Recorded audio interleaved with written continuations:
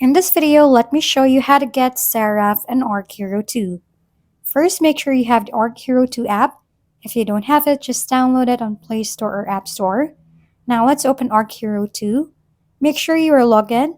After that, go to Equipments located at the bottom of your screen.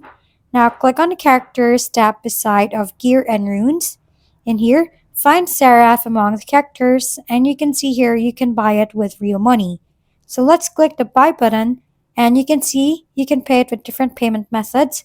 Choose your payment method and follow the instructions.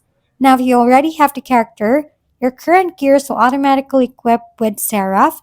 If you want to store up with your character, you may found the shards and shop or by playing stage and joining events. If we've been helpful, kindly give us a thumbs up and don't forget to hit the subscribe and bell button for more contents.